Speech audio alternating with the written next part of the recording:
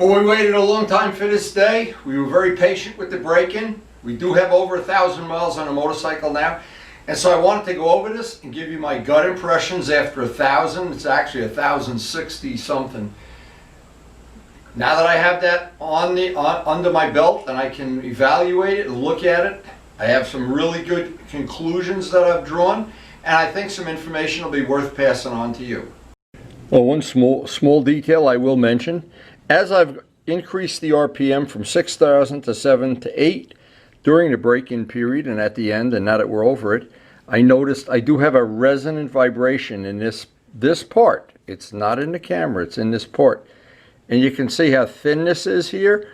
Well, I have these from two different brands, and I found one that was a little bit thicker. If I can't get this to work, I'm going to make an additional brace going from here to the bottom. But for now, I'm just going to test this more heavy-duty one. And this one you can see has a lot more material. It's a lot thicker, and I don't know which brand. They don't put any name on them.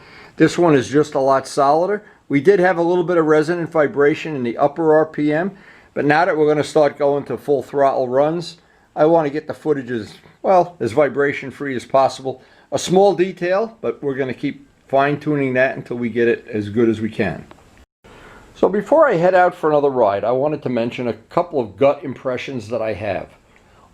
The way I used to tune motorcycles in the past, especially older bikes that really came with substandard suspension, these bikes have wonderful suspension. But if you bought an old, who knows, 350 Yamaha, let's say, suspension was pretty crude. And what would always be one of the tests was to put your riding gear on, your helmet, and take the bike and at about 2 miles an hour drive over a curb, go down a curb. And you could clearly, almost even a new beginner rider could tell, ooh, the front is softer than the back, or the back is softer than the front. And so job one, when you're doing basic tuning like this, is get it kind of equal. You don't have the back real spongy and the front stiff like a chopper. So that's kind of step one. Now, I don't know about the older models, but the newer models, this is a 2020. They have fully adjustable spring preload and fully adjustable the hydraulics. And one side is compression, one side is rebound. And of course, you just have it all written out in the manual as clear as a bell. Typically on all Yamahas, as you go clockwise on the clicks, it gets stiffer. As you go counterclockwise, it gets weaker, softer. Now what I did when I brought the bike home, before I even took a real ride, I put every suspension setting I could on the softest setting. The shock is on the softest setting. The shock hydraulics are on the softest of the three turns. It's on one. In other words, it's completely counterclockwise. And all of the hydraulics in the forks. So in other words, I've got the bike as soft as possible. Now, what that's allowed me to do is for 1,067 miles, ride around like I'm on a couch. And that's very nice because I wanted to see the limit of how soft I could make it and still enjoy the ride and still be able to, well, carry some speed through the corners. Now, they do give you the tool. It comes in the toolkit for adjusting this. There's a little lever arm on it. And it can be a little awkward to do it, not impossible, but what'll make it a little bit easier, good little tip from the old days, take a Q-tip and a little bit of wheel bearing grease and just rub it around there and then wipe off all the extra.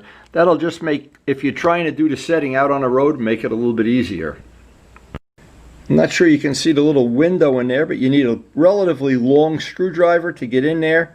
Again, as you turn it all the way counterclockwise or all the way clockwise, clockwise is going to make it harder. Counterclockwise make it softer. Now, because I'm in no real rush to do this, in the past what I had done, and I'm not sure it was the smartest thing in the world, but it worked for me. Now, if you're a real track day fanatic and you're going to do 20 track days a year, you're probably going to really benefit from a channel on YouTube called Dave Moss Tuning. DAVEMOSS. That isn't going to be what I want because I'm not going to take this bike to the track. What I want to be able to do with this bike is ride 3 to 4 hours comfortably, not have my back hurt. I've had back issues in the past. The seating position, and of course the seat is the best part of this whole bike. Believe me, that seat really is comfortable for me. But of course now I want to get the suspension settings. I'm about 190 pounds and I need to go. I'm going to take the rear shock, and this is very similar. I don't want to steal Dave Moss's idea. It's called 2 clicks out. Turn the shock 2 positions harder and take the hydraulics and back out 1 turn on the hydraulics. In other words, I'm going to make the back just a little bit stiffer. Then I'm going to go for today's ride. And I'm going to see if it's equal, or did I make it too stiff? Is it fine? Because I think the forks are pretty good for me, for my weight and my riding style, in all the soft settings. But the bottom line is, for the next month or so, every time I go out on the road, I'm going to change something, see if I like it. And the thing, like with the hydraulics, what I always think is a good idea is go out 2 clicks. If it's too stiff, go back 1. Go out 2. Everything you do, go out 2 at a time. And if it's not stiff enough, go out another 2. At some point, you hit the point where, uh-oh, it's too stiff. I'm not happy with that. Now, if you're riding around on bumpy roads like I am, you're not going to want the bike set up like a track day.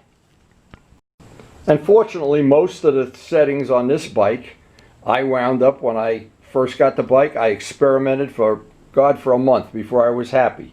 But once you get it, you're pretty much done. You're pretty much in good shape.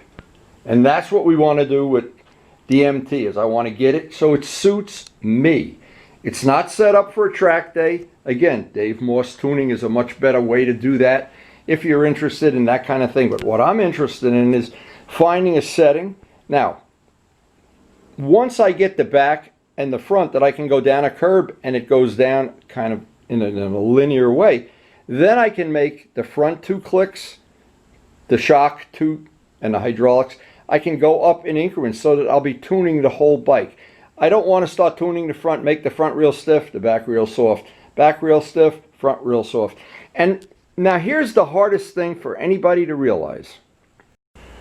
I bought my R1 in '09, went to the AMA race in Millville to watch Josh Hayes compete. And because I had bought the R1, they let me go into the booth where they had free food and potato chips, and they had Josh Hayes. And I asked him one question. I said, hey, how can I set the suspension up on my bike? And you know what his answer was? You got to fool around with it. And he told me his bike, he likes to run his bike much stiffer in the back and higher, but he's a very tall person. So I took it all with a grain of salt. I came home and I spent a month getting this bike to suit me. Now, again, I'm 190 pounds. If I was 250, I'd have a whole different set of settings. If I was 140, if you're setting this up for a lighter person, and the bottom line is, it's all subjective anyway. And that's the real problem. You can go to the track with your bike, have somebody tune the bike for you. You can pay them, or maybe they'll do it for free, and they'll set it up all stiff and everything, and maybe you'll come back and go down that favorite bumpy road you have, and you won't be happy at all. So again, it's subjective, and it's going to take time. So I'm going to make these changes to the suspension before I take today's ride, and hope that I can find something or pass something on that is useful information. But I do know that right in the beginning, after about 100 miles, I realized with everything on soft, the back on this bike is softer than the front. So we're always going to be dealing with just a little more setting on the shock than on the front springs. And the hydraulics, again, you can go back and forth 1,000 times. And you know what the bottom line is too, and Luciano said this, and I agree with him. When you're a super expert rider, your bike may be totally different than another super expert rider. And he'll be different than this super expert rider. But the key is, if you try all the settings, and here's one thing not to do, and I made this mistake many times.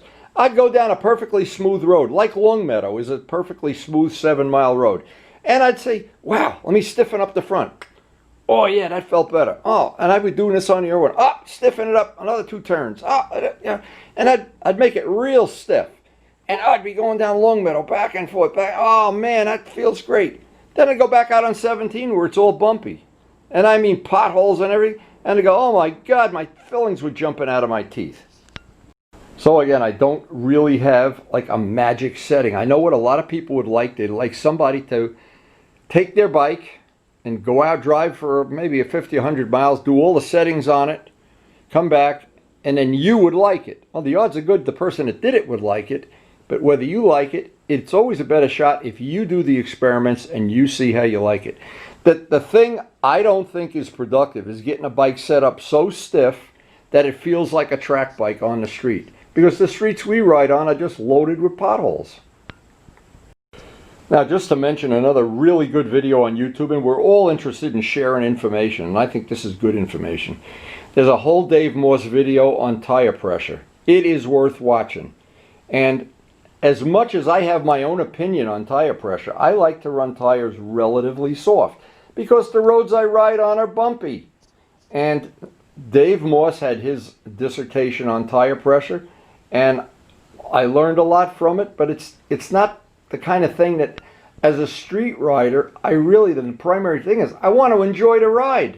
So it brings us to the beginning of this video. You really have to set the bike up to suit your own taste, your own standard. Maybe some people with a little more riding experience. I've been riding over 50 years, and I've got something a lot of people don't have. I've ridden a lot of crappy bikes with crappy suspension and ridden them pretty fast. So I have a good database to work with. And let me tell you one thing that absolutely is positively true. If you were to take this bike when I was 18 or 20 years old and I had bikes with really crappy suspension, I would have thought that I had died and gone to heaven. That's how good all of the modern bikes are. The Kawasaki, every one of these modern bikes, they're just jewelry to me. And setting up the suspension to suit your personal needs, it's just time consuming. It's like there's no other way to do it, and there really isn't, that I've ever found, there really isn't any other way to do it in one stroke of the pen. Maybe unless you're Dave Morse, you know. But again, I would watch all of his videos, and believe me, there's good things you can learn. So here's the thing, I wanted to check this out myself. It's 1070. I rode an extra 70 miles after the bike was broken in, and it really didn't do much, because I just wanted to bring the RPMs up little by little by little. But as much time as I spent on that, I really wanted the break-in on this bike to be very special, because I really have fallen in love with the bike. And it's just me. The bike suits me ergonomically. It suits me that it's comfortable to ride, and I don't want to turn it into a track bike, and I don't want to turn it into something that it's not originally meant to be, because every person I've ever run into that has one of these bikes, the first thing they say is, it's a bike that's a lot of fun to ride in. I don't want to tinker with that. So I hope there was something in my little dissertation this morning that was worth taking away from the video. I'm going to go have another cup of coffee, check the weather again, and see if today is going to be appropriate for doing a little riding.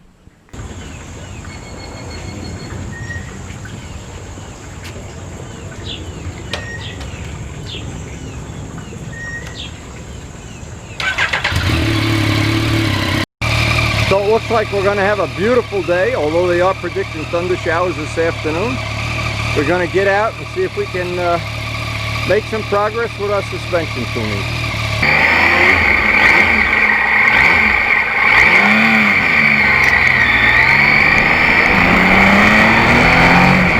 Now this is our test on a relatively smooth road with the settings we left the house. And I'm pretty sure this is going to be an improvement over having a soft track on it, because the track that is dropped down on its own weight. This should be a little bit of an improvement on smooth road.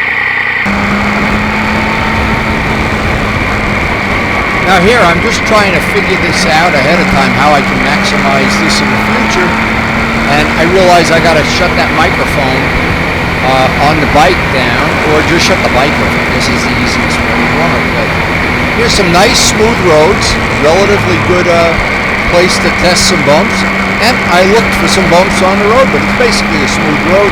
This wouldn't make any difference if you find the bumps or don't find the bumps.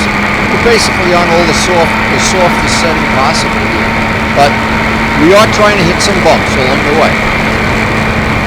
So the first thing is on these relatively smooth roads, having the back end stiffened just made the bike not squat as much on general acceleration. Also, when the bike is set up with all the soft settings and you hit a pump against the back and forth, it tends to do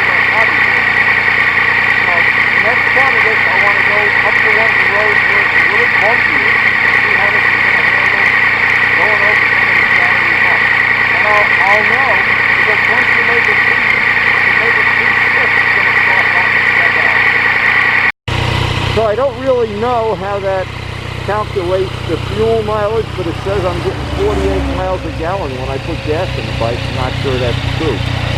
But what I did come to figure out, I wanted to find a pretty smooth road in the loops that we normally travel. I guess this one will be okay. Because with the settings that I have, the shocks are up 2 notches. Whoops, as he drops the camera. And the dampening is on 1 turn out. So I want to see how that's going to feel on smooth roads.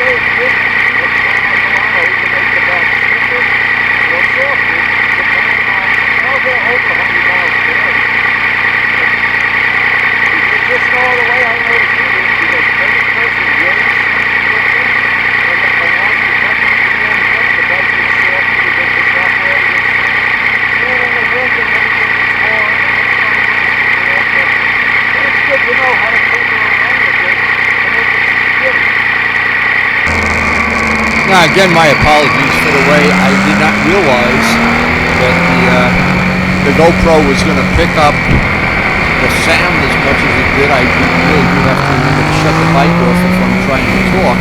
Well, but this is how you learn. This is how you learn. Now this is the road that goes around Valhalla, which is really a nice place to ride. And usually I get to the end of this, turn around, go back 3 or 4 times. It's only about a 2-mile road around the lake, and usually it's relatively free of traffic and whatever. And you just have to watch out for bicycles and people, but it's a nice place to ride. And it's shady, so on a hot day like this, where it really got hot, it was nice and cool.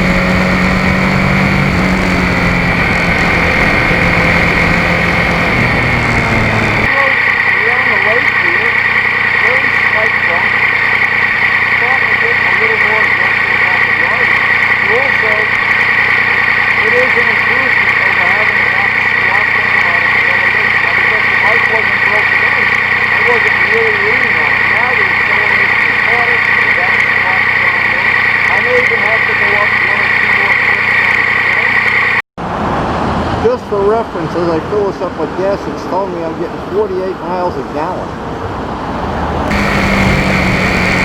On some of the variety of roads, now this is one in Kincaid that you really have to be careful here, because we did see radar on this road the other day, and pretty much very light traffic. And one of the downsides of riding this road is there are deer everywhere up here. I almost never ride from one end to the other, which is about just under 5 miles, without seeing at least one deer. So I'm really cautious when I'm riding this road, especially when I'm riding alone, because it's not heavily trafficked. But it's a good place to test suspension. There's some bumps, there's some smooth. Usually there's not a lot of schmutz in the road, and there are bumps, and I'm going out of my way here to hit every one I can just to see. And if you're early in the morning, I've been on this road on Sunday morning at 8 o'clock in the morning. It is like life after people. In fact, today it was life after people. But anyway, it's a good place to test. I did spend the rest of the day just putting mileage on the bike and trying to decide whether I wanted to up those suspension settings. And what I decided was I really do want to up the suspension settings. It's still a little spongy in the back, and I know I'm nowhere near the limit now. So the next time I do get to ride, and then I get back to the shop, I like to do all this stuff at the shop under controlled conditions. Really not a big deal. You can carry a screwdriver and the tools and put them in your pocket to do this out on the road. But I find it more productive in my case.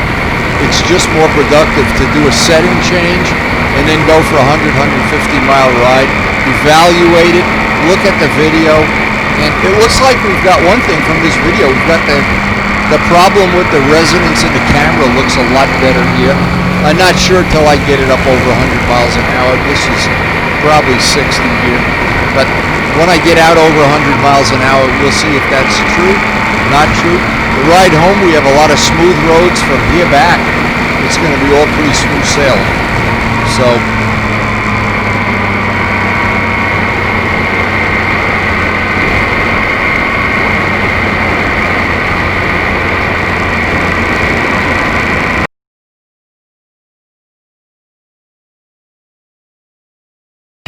and all through the day, I'm trying to pick different roads in different areas that I know have different surfaces.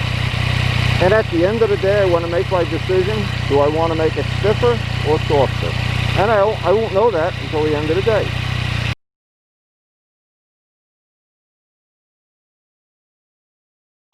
And while I'm doing the testing, this is a good place to just stop and take a break.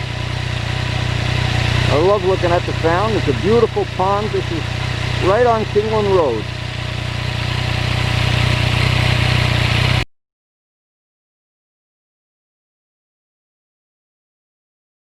So this turned out to be a really good day of testing and getting a feel for the suspension settings. I think right now I've made the big major improvement that you can make to this bike just by stiffening up the back from the softest position. Going in on a dampening, I'm about at 1 turn out. And I think the next time we ride the bike, I'll go in 1 more click up on that shock adjuster and go to maybe a 1.5 turns or maybe 2 turns. But we got over 100 miles on the bike today, and it was a good day to test this stuff.